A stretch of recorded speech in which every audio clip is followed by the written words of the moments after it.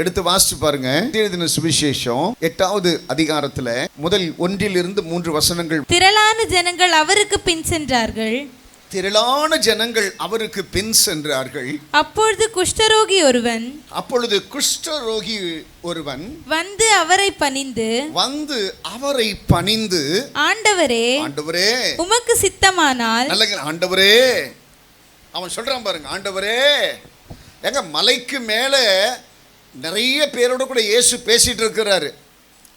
நிறைய பேரை இயேசு சுகப்படுத்திட்டாரு. அவரால் சுகப்படுத்தினவெல்லாம் மலைக்கு மேலேருந்து கீழே இறங்கிற போது சந்தோஷத்தை துள்ளி குதிச்சுட்டு ஓடி வரான். கண்ணு தெரியாதவனுக்கு கண்ணு தெரியுது, நடக்க முடியாதவன் நடக்கிறான், வியாதியஸ்தன் குணமாகிறான், பலவிதமான பிரச்சனைகள் இருக்கிறவன்லாம் குணமாகி சந்தோஷத்தோடு கூட அந்த மலைக்கு மேலேருந்து இறங்கி வருகிறத யார் பார்க்குறா? இந்த குஷ்டரோகி பார்க்குறான். இந்த குஷ்டரோகியினுடைய கையும் கால்களும் எப்படி இருக்குன்னு உங்களுக்கு தெரியும். மனுஷனுடைய பவர் எங்கே இருக்குன்னாக்கா காலில் இருக்குல்ல. அந்த காலில் அந்த விரல் இல்லைன்னு நினச்சிங்களேன், மனுஷனால் கரெக்டாக ஸ்டெப் வச்சு நடக்கவே முடியாது. குஷ்டரோகம் உள்ள மனுஷனுக்கு அந்த விரல்கள் எல்லாம் துண்டிக்கப்பட்டிருக்குமா, அந்த பாதங்கள் மட்டும்தான் இருக்குமா. விரல்கள் இல்லாமல் அந்த பாதத்தில் கிரிப்பு கிடையாது. விரல்கள் இல்லாமல் அந்த பாதத்தில் கிரிப்பு கிடையாது. அதனால்தான் இந்த குஷ்டரோகியால் அவன் குணமடைய வேண்டும் என்கிற ஆர்வம் இருக்கிறது. ஆனால் மலைக்கு மேலே ஏறி போகக்கூடிய அளவிற்கு அவன் சரீரத்தில் பலன் இல்லை. அவனுக்கு மற்றவர்களைப் போல வாழ வேண்டும் என்கிற விருப்பம் இருக்கிறது. ஆனால் மற்றவர்கள் ஏறி போய் சுகம் பெற்றதைப் போல அவனால் ஏறி போய் சுகம் பெற முடியல, அவனால் நன்மை பெற முடியல, அவனால் ஆசீர்வதிக்கப்பட முடியல. ஆனால் அவரால் நன்மை பெற்றவர்கள் எல்லாம் மேலிருந்து கீழ் இறங்கி வருகிறதை பார்க்கிற போது அவனுடைய இருதயம் சந்தோஷத்தாலே துள்ளி குதிக்க ஆரம்பிக்கிறது. அவன் எதிர்பார்த்துட்டே இருக்கிறான் இயேசுவை. எப்படி கீழே இறங்கிடுவார். வரவங்க கிட்டெல்லாம் கேட்குறான், ஏசு எங்கே வந்திருக்கிறாரு? இப்போ மேலே இருந்து ஸ்டெப்பில் இருந்து இறங்கிட்டு இருக்கிறாருப்பா. அடுத்தவங்ககிட்ட கேட்குறான், ஏசு எங்கே இருக்கிறாரு? பாதி வந்துட்டாருப்பா. அடுத்தவங்கிட்ட கேட்குறான், ஏசு எங்கே இருக்கிறாரு? இன்னும் கொஞ்சம் தூரத்தில் இருக்கிறாருப்பா. இவன் மனசுலாம் அப்படியே சந்தோஷத்தில் பொங்குது. இவ்வளோ சந்தோஷமாக இருக்கிற மனுஷன் ஏசு பக்கத்தில் வந்த உடனே ஏசு கிட்ட சொல்கிறான். என்ன சொல்கிறானாக்கா, ஆண்டவரே உமக்கு சித்தமானால் மட்டும் கையை தட்டுங்களேன். முதிர்ச்சியான ஒரு ஆவிக்குரிய கிறிஸ்தவனுக்கு இதுதான்.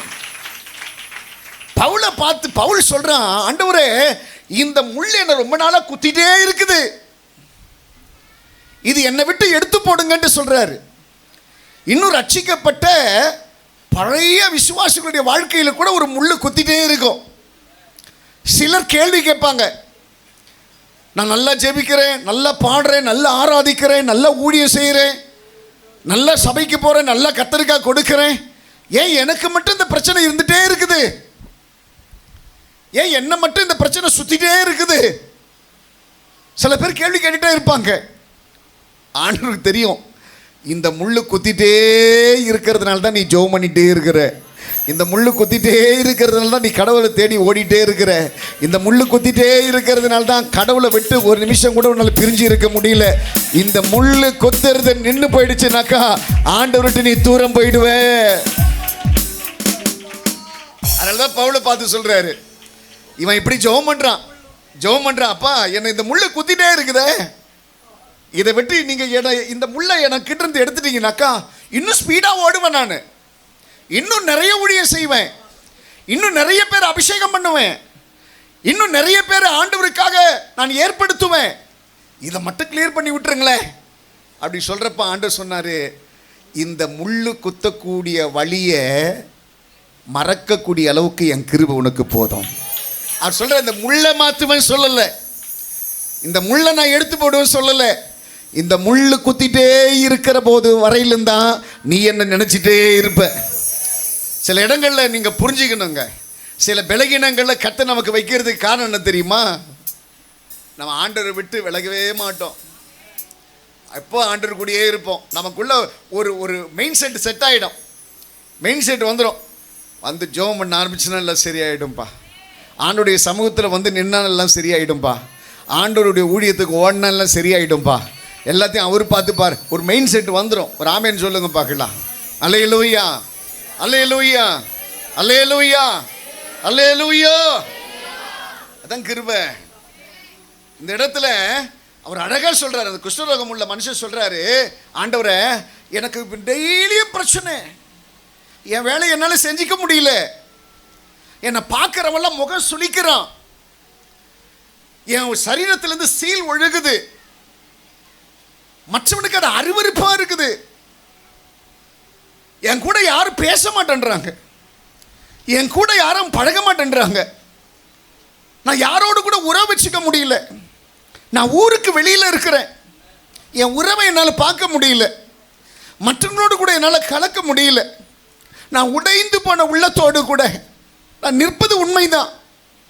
ஆனால் அதை விட உங்கள் சித்தத்திற்கு மாறா என் வாழ்க்கையில் எதுவும் நடந்துவிடக்கூடாது என்பதில் இன்னும் உறுதியாக இருக்கிறேன்.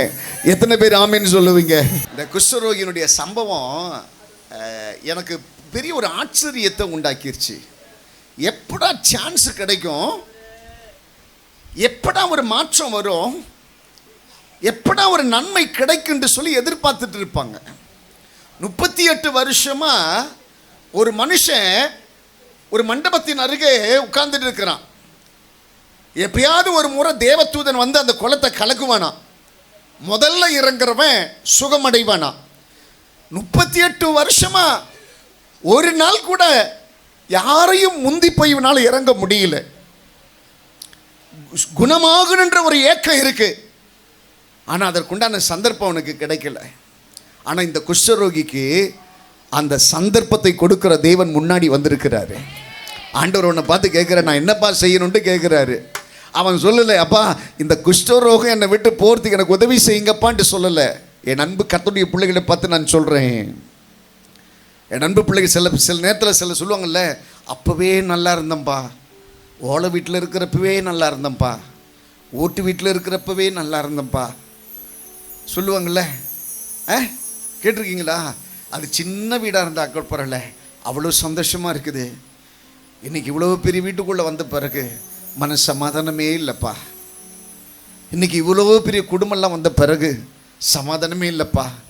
இன்றைக்கி பணம்லாம் நிறைய கிடச்சதுக்கு பிறகு சமாதானமே இல்லைப்பா. என்ன காரணம் தெரியுமா? தேவ சித்தம் இல்லாமல் எதுவும் நடக்கக்கூடாது. வராமேன்னு சொல்லுங்க பார்க்கலாம். அல்லேலூயா, அல்லேலூயா. இன்னைக்கு நான் அதுதான் உங்களை பார்த்து, உங்களை கிறிஸ்துவுக்குள்ளே முதிர்ச்சியானவைகளார் கர்த்தர் உங்களை மாற்ற விரும்புகிறார். நீங்கள் சின்ன பிள்ளைங்க மாதிரி கேட்கக்கூடாது. அந்த நெருப்பு எனக்கு கொடுங்க, கத்தி எனக்கு கொடுங்க. நீ நிறைய பேருடைய ஜெபம் அதுதான். நிறைய பேருடைய ஜெபம் அப்படி தான் இருக்குது. லோத்து ஆபிரகாமை விட்டு பிரிந்து போகிற போது ஆபிரகாம் இடத்துல கேட்குறான், கண்ணோக்கி பார்த்து சமபூமியை பார்த்து நீர்வளம் உள்ளவைகளை பார்த்து ஆபிரகாம் என்று கேட்குறான், எனக்கு இந்த இடத்துல போகிறதுக்கு எனக்கு சொல்லுங்க, நான் போறேன்றான். ஆபிரகாமுக்கு அவன் அங்கே போகிறது பிடிக்கல, அவன் இப்படி வாழ்றது அவனுக்கு பிடிக்கல. ஆனால் விரும்புறான்றதுக்காக அவன் அனுப்பிட்டார். நிறைய பேருடைய ஜெபங்கள் கூட ஆண்டவருடைய சமூகத்தில் கேட்கிற போது ஆண்டவருக்கு அதை கொடுப்பதற்கு பிடிக்கல. ஆனால் அவன் போராட ஜெபிக்கிறான், எனக்கு வேணும். சின்ன குழந்தைங்க மாதிரி சில பேர் அடம்பிடிப்பாங்க, எனக்கு வேணும், இது தந்தாதான் நான் சர்ச்சைக்கு போவேன். சில பேருடைய ஜெபம்லாம் பார்த்தீங்கன்னா பயங்கர வித்தியாசமாக இருக்கும். இது தரலன்னா நான் சர்ச்சைக்கு போக மாட்டேன், இது தரலன்னா நான் ஜெபிக்க மாட்டேன், இது எனக்கு கிடைக்கலன்னாக்கா ஆண்டவரை நான் தேட மாட்டேன், நான் ஆண்டவர் கூட எனக்கு எந்த உறவும் இருக்காதுன்னு சொல்லி ஆண்டவர்கிட்ட சண்டை போடுவாங்க. ஒரு ஆமேன் சொல்லுங்க பார்க்கலாம். வேறு வழி இல்லாமல் ஆபிரகாம் மாதிரியே சிலருக்கு சில நேரத்தில் சில காரியங்களை போன்ட்டு அப்படி கொடுத்துடுவார். ஒரு அழிலை சொல்லுங்க பார்க்கலாம். எந்த கண்ணை ஏறெடுத்து பார்க்கிற போது எந்த பூமி சமபூமியாக இருந்ததோ, எந்த பூமி நீர்வளம் உள்ளதாக இருந்ததோ, எந்த இடத்துக்கு போகிறதுக்கு அவன் சந்தோஷப்பட்டானோ அந்த இடம் சபிக்கப்பட்ட இடமாய் அவன் கண்டபோது ஆண்டவர் சொல்றாரு, இந்த இடத்தை விட்டு எவ்வளவு சீக்கிரமா ஓடுறியோ ஓடிக்கோ. சில நேரத்தில் நமக்கு தெரியாதுங்க, சில நேரத்தில் நமக்கு தெரியாது. மேலோட்டமாக பார்க்குறப்போ எதுவுமே தெரியாது, மேலோட்டமாக பார்க்குற போது எதையும் புரிந்து கொள்ள முடியாது, தேவ திட்டத்தை அறிந்து கொள்ள முடியாது. எப்பவுமே தேவ காரியங்கள் எப்படின்றது நம்மளால் கரெக்டாக கணிக்க முடியாது. அதனுடைய விளைவுகள் எப்படி என்னென்ன கேட்டிங்கனாக்கா, பெரிய பிரச்சனைகளை ஃபேஸ் பண்ண முடியாத அளவுக்கு நமக்கு ஒரு நெருக்கத்தை உண்டாக்கிவிடும், பெரிய நெருக்கத்தை உண்டாக்கிவிடும். எது செய்தாலும் சரி அது தேவ திட்டமாய் உன்னுடைய வாழ்க்கையில் நடக்கக்கூடியதாக இருக்கணும். எனக்கு இது தேவைதான், என் சரீரத்தில் எனக்கு சுகம் தேவைத்தான், இந்த குஷ்டரோகம் மாறணும், என் அருவருப்பாக பார்க்குறவனுக்கு முன்னாடி நான் சந்தோஷமாக பேசணும், உண்மைதான்.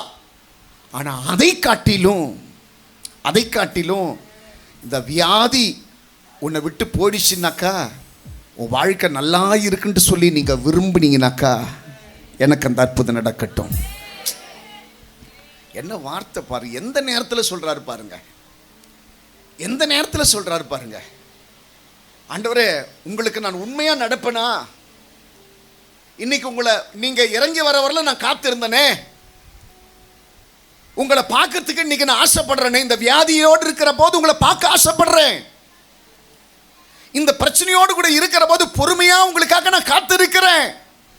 ஆனால் இந்த வியாதி குணமாயிடுச்சுனாக்கா இந்த பொறுமை எனக்குள்ள இருக்குமா? இந்த வியாதி குணமாயிடுச்சுனாக்கா உங்களை தேட என் கண்கள் காத்திருக்குமா? உங்கள் சமூகத்தை தேடி ஓடுவேனா? அப்படி இல்லை அப்படின்றதுனாக்கா எனக்கு இந்த விடுதலை வேண்டாம். என்ன வார்த்தை பாருங்களேன்.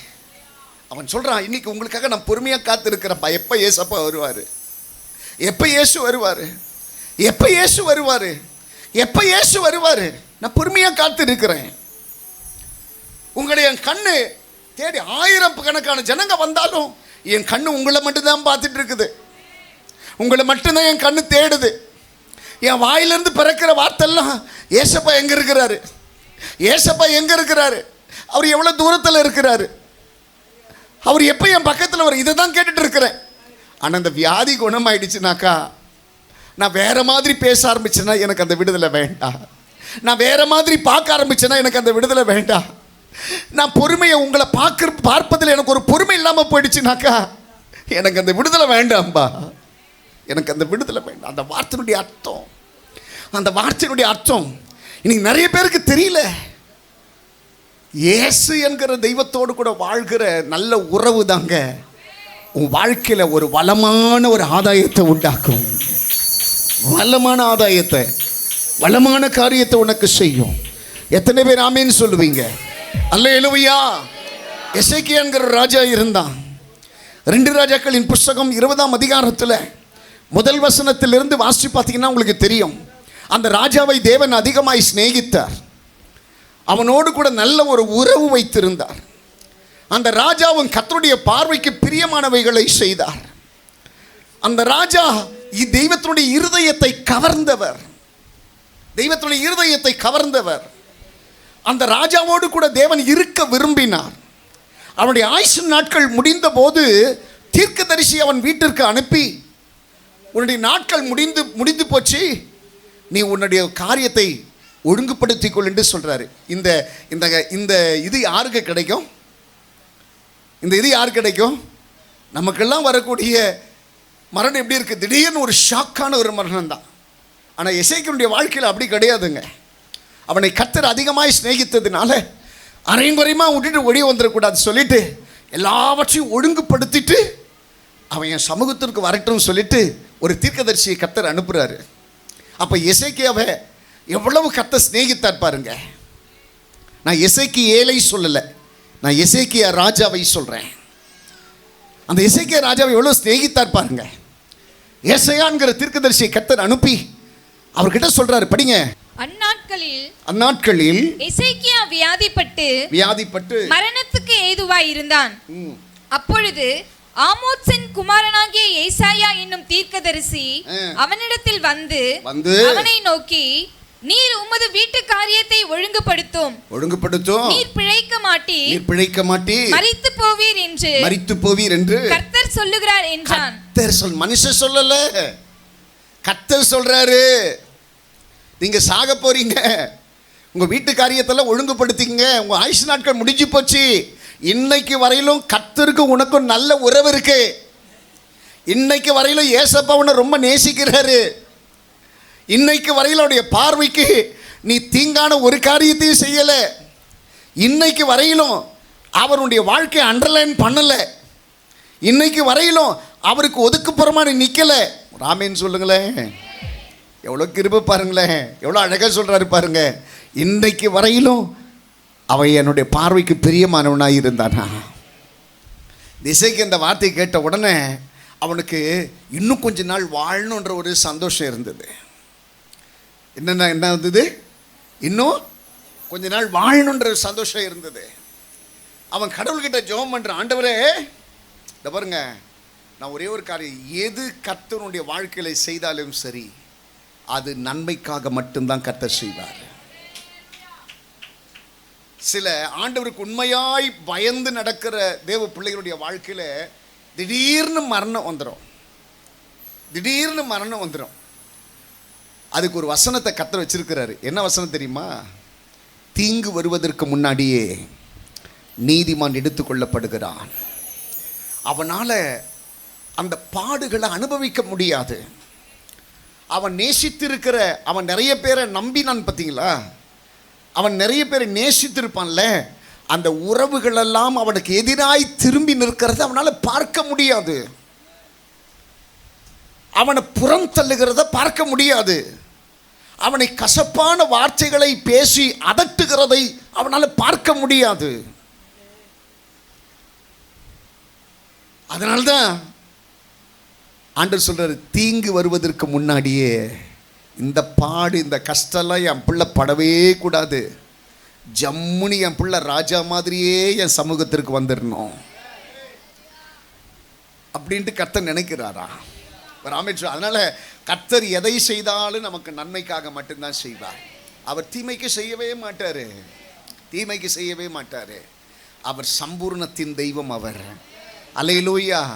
இந்த பாருங்க, நான் உங்களை பார்த்து நான் சொல்வேன், இந்த பாருங்க, ஒரு நாள் உங்களுடைய வாழ்க்கையில கர்த்தர் கூட்டி கொடுத்தாருனாக்கா கர்த்தருக்கு தேங்க்ஸ் பண்ணுங்க.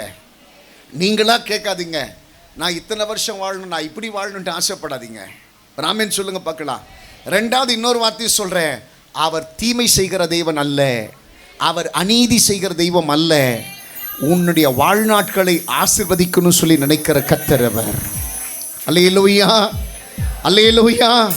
மத்திய எழுதின சுவிசேஷம் 7ஆம் அதிகாரத்தில் 9 வாசிச்சு பாருங்க பார்க்கலாம். உங்களில் எந்த மனுஷனானாலும் தன்னிடத்தில் அப்பத்தை கேட்கிற தன் மகனுக்கு கல்லை கொடுப்பானா? மீனை கேட்டால் அவனுக்கு பாம்பை கொடுப்பானா? ஆகையால் பொல்லாதவர்களாகிய நீங்களே உங்கள் பிள்ளைகளுக்கு நல்ல ஈவுகளை கொடுக்க அறிந்திருப்பீர்களானால் பரலோகத்தில் இருக்கிற உங்கள் பிதா, ஆண்டவர் சொல்றாரு, உங்கள் பிதா தம்மிடத்தில் வேண்டிக் கொள்ளுகிறவர்களுக்கு கிரயத்திற்கு வாங்கி இருக்கிற உங்கள் பிதா, உன் தாயின் கருவில் உருவாவதற்கு முன்பதாகவே உன்னை பெயர் சொல்லி அழைத்தவர் சொல்லுகிறார், உங்களுக்கு நான் பொல்லாதவைகளை செய்வேனா? உங்களுக்கு தீங்கானவைகளை செய்வேனா? கசப்பானவைகளை செய்வேனா? வேதனை தரக்கூடியவைகளை செய்வேனா? செய்ய மாட்டேன்.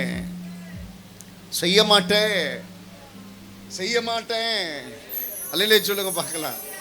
யோபுடைய நண்பர்களை யோபு தான் வர வைக்கிறான். யோபுடைய நண்பர்களை யோபு தான் வர வைக்கிறான். எல்லாத்தையும் இழந்துட்டேன், நான் ரொம்ப நேசிக்கக்கூடிய நண்பர்கள் வந்தா எனக்கு ஆறுதலாக இருப்பாங்கன்னு நினச்சான். சில நேரம் அதுதான் சொல்கிறேன், எது நடந்தாலும் தேவ திட்டத்தின்படி நடந்ததுன்னா அது உனக்கு ஆசீர்வாதம். இல்லை மாம்சம் உனக்குள்ளே போய் மாம்சத்தின்படி ஒரு காரியத்தை செய்ய ஆரம்பிச்சேனாக்கா அது உன்னை குத்தக்கூடிய பிசாசுடைய முள்ளாக இருக்குமா. சொல்கிறான், அவனை வர சொல்லுங்கப்பா, எனக்கு ஒரு ஆறுதல் வேணும்பான்றான். கடைசியில் வந்தவங்க யோபுவுக்கு ஆறுதலாக இல்லை, யோபுக்கு ஆறுதலாக இருந்தாங்க. எப்படி மாறிட்டாங்க? எப்படி மாறிட்டாங்க? எதிரியா மாறிட்டாங்க. ஏண்டா யோபு, நீ ஃபர்ஸ்ட் உண்மையா இருந்த எனக்கு தெரியும், ஆனா இப்போ உங்ககிட்ட அந்த உண்மை இல்லை, நீ பாவி, கர்த்தர் உன்னை கைவிட்டுட்டாரு. இந்த வார்த்தையெல்லாம் கேட்குற போது அவன் அதுவரையில் அனுபவிச்சது கூட அவனுக்கு பெருசாக தெரியலங்க, தெரியல. அந்த வார்த்தை சொல்கிற போது சம்மட்டி எடுத்து அவனை அடித்த மாதிரி இருந்தது, சம்மட்டி எடுத்து அடித்த மாதிரி இருந்தது. நான் எப்படி உங்களுக்கு புரிய வைப்பேன்ட்டு சொல்லி நினச்சிட்டு இருக்கிற நேரத்தில் தான் அவன் நம்பின தெய்வம் பேசினாரு, என் தாசனாக யோபின் மேல் கவனம் வைத்தாயோ. அது சொல்கிறாரு, இத்தனை குற்றச்சாட்டுகளை அவனுக்கு மேலே நீங்கள் வச்சப்போ கூட சரி, அவனை போல உங்களால் பொறுமையாக நடந்துக்க முடியலையே. அதான் கிருபை. அதான் அவன் புரிஞ்சுக்கணும், நிறைய காரியத்தை அவன் புரிஞ்சுக்கணும். இன்னைக்கு தேவனுடைய பிள்ளைகளாகி நீங்களும் நானும் புரிஞ்சுக்கணும். இன்னைக்கு நீங்களும் நானும் புரிஞ்சுக்கணும், எது நம்முடைய வாழ்க்கையில் இருந்தால் நமக்கு பெஸ்ட்டாக இருக்கும், எது கர்த்தர் இருக்குன்னு சொல்லிட்டு விரும்புகிறாரு, எதை கர்த்தர் உனக்கு கொடுக்கணும் சொல்லி விரும்புகிறாரு, எது தந்தா உனக்கு ஆசீர்வாதமாக இருக்கும், எது தந்தா நீ சுகமாக இருப்ப, எது தந்தா நீ மேன்மையாக இருப்ப, எது தந்தா உன் வாழ்க்கை உயரும், எது தந்தா நீ ஆசீர்வதிக்கப்படுவ, எது தந்தா உன்னுடைய வாழ்க்கை விரிவடையும், கர்த்தர் ஒருவருக்கே தெரிந்தது. அவர் ஒருத்தருக்கு தான் தெரிஞ்சது. வசனம் சொல்லுது, மனுஷனுக்கு, நீதிமொழிகள் 16:25 வாசிக்க பார்க்கலாம். மனுஷனுக்கு செம்மையாய் தோன்றுகிற வழி, செம்மையா, இது நல்லதென்று தோன்றுகிற ஒரு வழி உண்டு, அதன் முடிவோ மரண வழிகள். அல்ல, ஆண்டவருடைய வழிகள் எப்படி இருக்குனாக்கா, ஆரம்பத்தில் பார்க்குறப்ப பசுமையாக தெரியாது. என்ன பாருங்க, ஆண்டவருடைய வழி எப்படி இருக்குனாக்கா, ஆரம்பத்தில் உனக்கு பசுமையாக தோணாது, ரொம்ப கசப்பாக கஷ்டமாக இருக்கும். அது போக போக போக போகத்தான் மதுரமாய் மாற ஆரம்பிக்கும். பிசாசு காண்பிக்கிற வழி ஆரம்பத்தில் எப்படி இருக்குனாக்கா, ரொம்ப பயங்கர அழகாக இருக்கும், பசுமையாக இருக்கும்.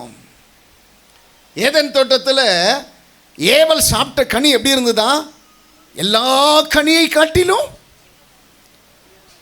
அந்த கனி எப்படி இருந்ததா, அழகாக இருந்ததுதான், பார்வைக்கு ரொம்ப அழகாக இருந்ததுதான். அதை சாப்பிட்டா மொத்தமும் க்ளோஸு. அதே தான் இன்னைக்கு கர்த்தருக்கு திட்டம் இல்லாமல் எந்த ஒரு காரியமும் நம்முடைய வாழ்க்கையில் நடந்துடவே கூடாது. அம்மா மாதிரியே ஐயா மாதிரியே கேளுங்க. நீ சந்தோஷப்படுறது நடக்கணுன்ட்டு நினைக்காத, ஆண்டவர் என்ன உனக்கு கொடுத்த சந்தோஷமாக இருப்புன்றது நினச்சிப்பாரு. அல்லேலூயா, அல்லேலூயா, அல்லேலூயா.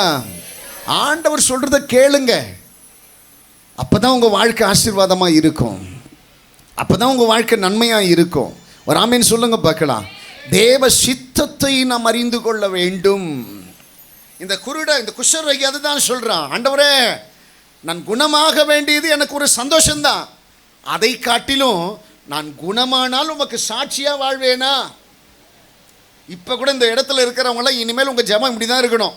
ஆண்டவர் இன்னைக்கு நான் பர்ஃபெக்டாக சர்ச்சைக்கு போகிறேன், இன்னைக்கு எல்லா ஆராதனையும் நான் கலந்துக்கிறேன், இன்னைக்கு நான் ஆண்டவரோடு கூட இருக்கிறேன், இன்னைக்கு நான் எல்லா காரியத்திலும் முதன்மையாக இருக்கிறேன்.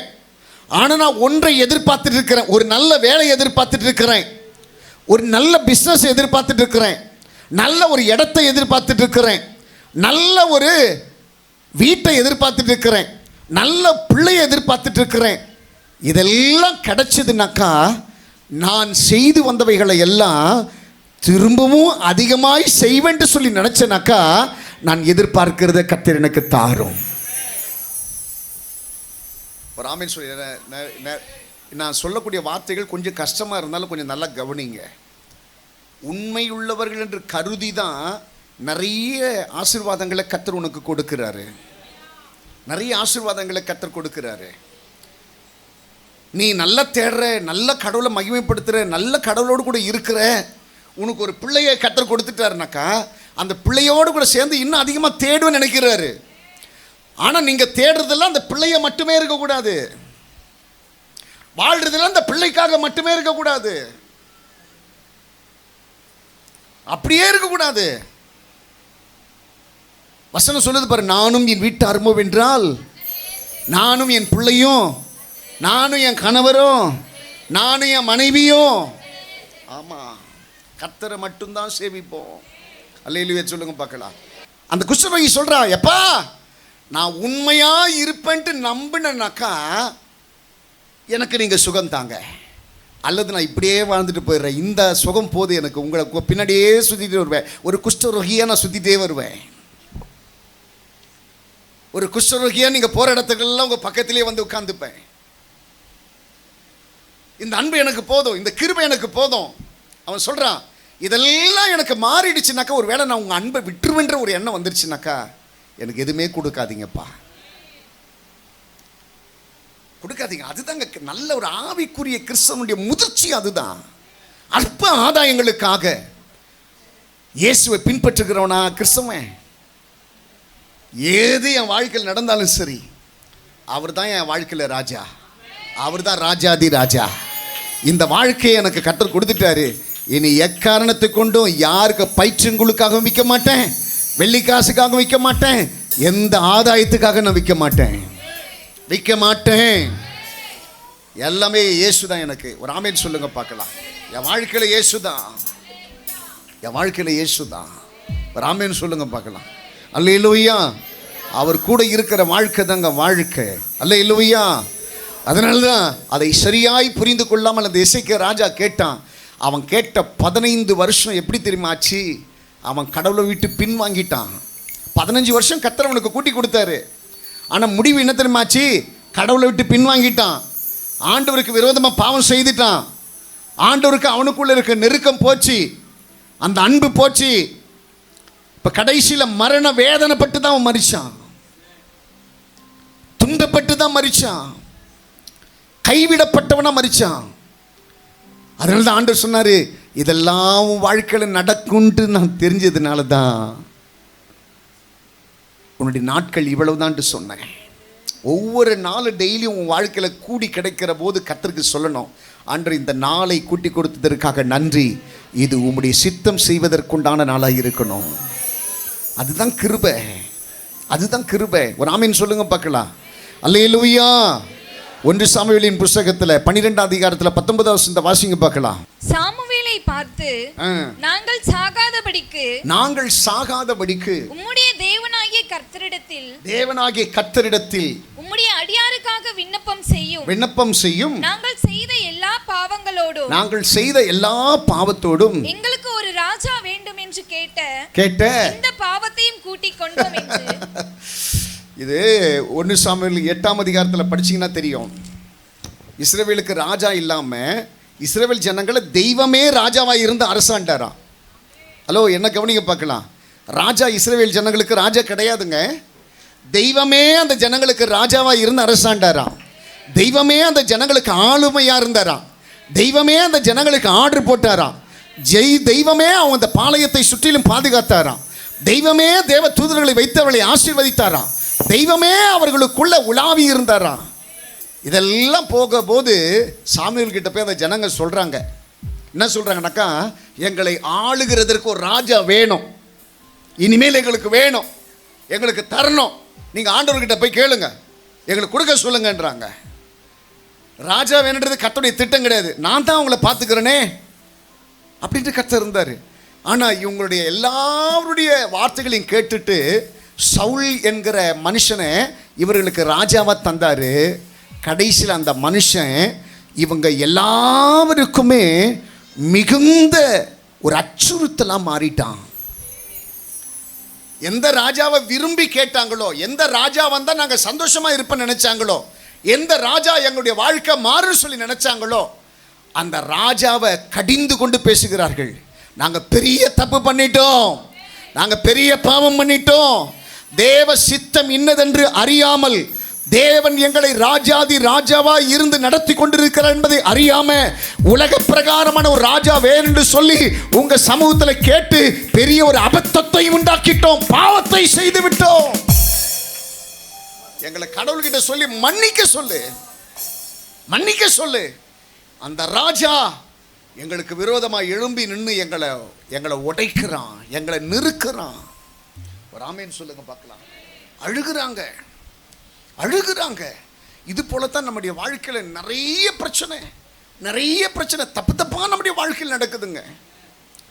தப்பு தப்பாக கேட்குறோம், தப்பு தப்பாக கேட்குறோம், தப்பு தப்பான காரியங்களை நம்முடைய வாழ்க்கையில் அனுபவிக்கிறோம். இதே போல் நிறைய காரியங்கள் நம்முடைய வாழ்க்கையில் நம்மளை உடைச்சி போடுது. ஆண்டவர் சொல்கிறாரு, இனி அப்படி கேட்கக்கூடாது. இந்த இடத்துல உட்கார்ந்துருக்கிறவங்கெல்லாம் சின்ன பிள்ளைங்க கிடையாது, ஆவிக்குரிய வாழ்க்கையில் முதிர்ச்சியானவங்க. முதிர்ச்சிகரமான காரியத்தை கர்த்தர்கிட்ட கேட்கணும், ஆண்டவரை கேட்கணும். ஆண்டவரே, என் வாழ்க்கையில் உங்கள் சித்தம் இல்லாமல் ஒரு காரியமே எனக்கு நடக்கக்கூடாது. ஒருவேளை லோத்தை போல இது நடந்தால் எனக்கு நல்லா இருக்கும், லோத்தை போல இது எனக்கு கிடைச்ச நல்லா இருக்கும், லோத்தை போல இது என் வாழ்க்கையில் இருந்தால் நல்லா இருக்குன்னு சொல்லி நான் நினச்சிருந்தேன்னாக்கா அது ஒரு விஷயம் கூட மன்னியும். உங்கள் சித்தம் இல்லாமல் என் வாழ்க்கையில் ஒரு காரியம் நடக்கக்கூடாது. எல்லாம் அப்படி கண்ணு மூடுங்க பார்க்கலாம்.